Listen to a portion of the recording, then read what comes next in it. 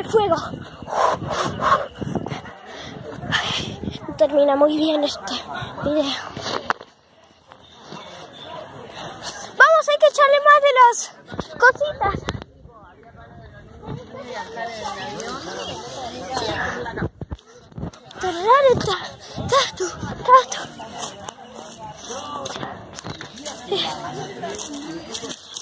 El tiempo. Ayúdame. Yo estoy sacando también mis problemas. Igual, solo tiralas.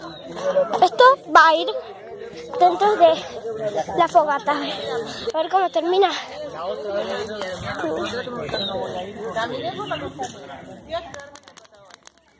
Bueno, no parece tan mal.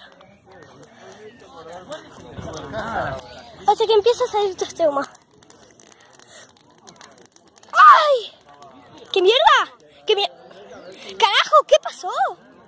¿Pero qué? ¡Vamos! ¡Hay que tirarle más pinchagudas! ¡De las dos! No, vas a meter. Primero me tenés que ayudar a agarrar muchas de estas. Yo estoy agarrando estas. No. Me dijeron que estas sirven muy bien para la fogata, así que me las voy a echar. Humo versus palito. ¡Ay! Mierda. Es muy inflamable, sí. Se llega a incendiar esta casa. Tendré que pagarla. Si pasa algún accidente, esto va a ser muy catastrófico. Se describiría esta situación. Pero vamos a evitar.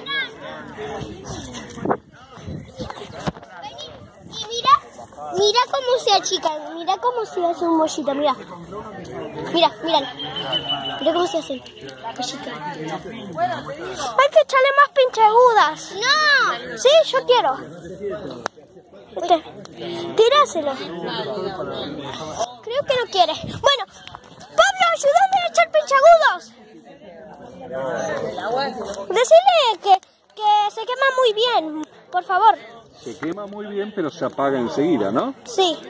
Así que, pero también necesitamos de esos de los árboles. Los troncos más gruesos. Los gruesos. Tardan más. No hacen mucho fuego, pero hacen mucho calor. Sí, pero nosotros necesitamos mucho fuego y mucho calor.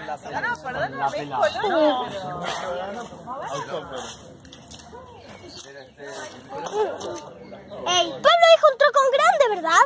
¿Qué? Que los trocos grandes funcionan mejor, así que sí, no, ¿Cómo lo vamos a llevar hasta allá? Llevándolo.